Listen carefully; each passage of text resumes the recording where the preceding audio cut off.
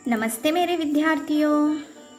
एक नई उम्मीद के साथ और एक नई आकांक्षा के साथ और एक नई श्रृंखला के साथ मैं आपकी हिंदी विषय की हिंदी अध्यापिका आपका हिंदी की ई कक्षा में हार्दिक स्वागत करती हूँ।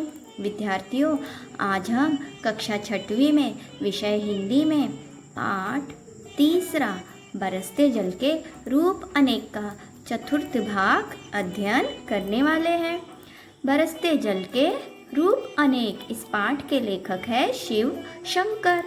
आइए बच्चों, अब पाठ की ओर चलते हैं। हमने पाठ में पढ़ा था कि दादाजी जो हैं बच्चों को वर्षा के बारे में जानकारी प्रदान करते हैं। दादाजी कहते हैं कि ये जो बारिश है या यह जो वर्षा है वो कैसे होती है जानते हैं? आप भी जानते हो बच्चों, नदी या तालाबों का पानी जो है भाप बनकर ऊपर उड़ता है और भाप से क्या बनते हैं? बादल, और बादलों से क्या बरसता है? पानी। अब यही बात दादाजी बच्चों को समझाते हैं। सभी बच्चे बहुत खुश हुए। दादाजी ने बच्चों से पूछा, क्या तुमने पाला पढ़ते देखा है? विद्यार्थियों, दादाजी पूछते हैं, क्या तुमने पाला देखा है? सभी बच्चे एक साथ बोले। दादाजी ने कहा, पाला ये क्या होता है? आपको चित्र में दिख रहा है बच्चों पाला? हाँ, सर्दियों में तुमने देखा होगा कि खेतों में सुबह सुबह बर्फ की एक चादर सी दिखाई देती है। और आप खेतों में जाइए सवेरे सवेरे, आपको बर्फ की सर्दियों के दिन में एक चादर सी दिखाई देती है और इसे ही क्या कहते हैं? पाला, जो कि आप चित्र में देख रहे हैं। खेतों में यह दिखाई देती है। जब ठंड अधिक पड़ने लगती है, दादाजी बताते हैं, जब ठंड बहुत अधिक बढ़ जाती है तब हवा में मौजूद जो भाप होती है ना, वह भाप जम जाती है और बर्फ़ के चादर के रूप में दिखाई पड़ती है। वाह दादाजी, यह भी तो जल का एक रूप है। बच्चे बड़े आनंद से और बड़े ध्यान से दादाजी की बातें सुन रहे थे। दादाजी ने समझाया कि जल तो जीवन है। हम भी क्लास में समझते हैं, जल है तो कल है, जल है तो हम हैं। इसके रूप भी अनेक है। इतने में अमन दादाजी के लिए चाय ले आया और दोस्तों के लिए गर्मा गर्म पकोड़े। विद्यार्थियों, और अब आगे। चारों बच्चे खुश थे क्योंकि दादाजी के पास उनके बहुत से सवालों के जवाब थे। परमित ने दादाजी से कहा, पहाड़ों पर जो बर्फ गिरती है उसके बारे में भी कुछ हमें बताइए दादाजी। दादाजी जैसे ही यह सुनते हैं मुस्कुराते हैं। दादाजी ने कहा, परमित, पहाड़ ऊंचाई पर होते हैं जैसे कि हम चित्र में देख रहे हैं बच्चों।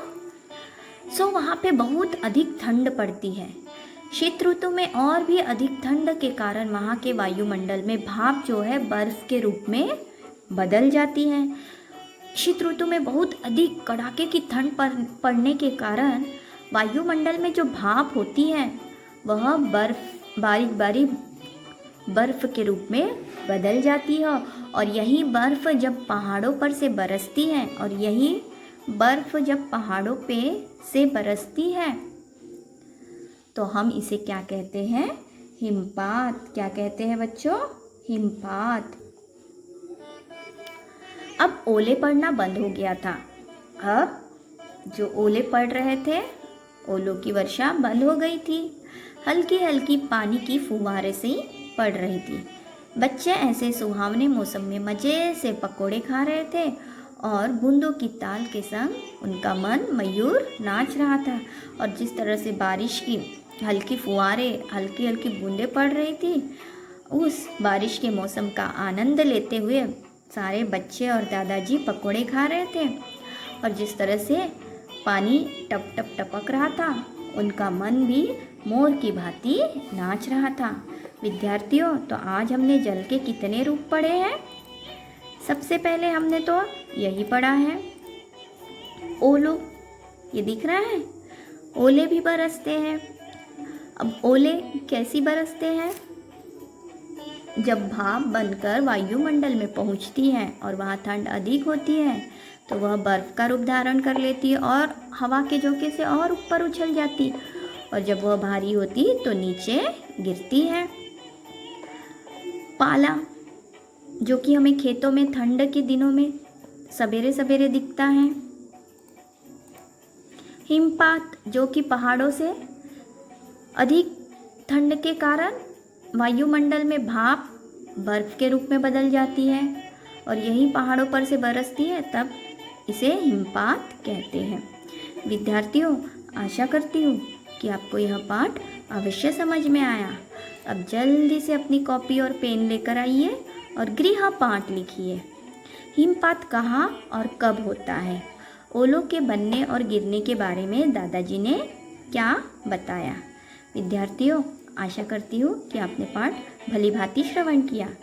अब एक नए अध्याय के साथ मैं आपसे पुनः मिलने आती हूँ। धन्यवाद।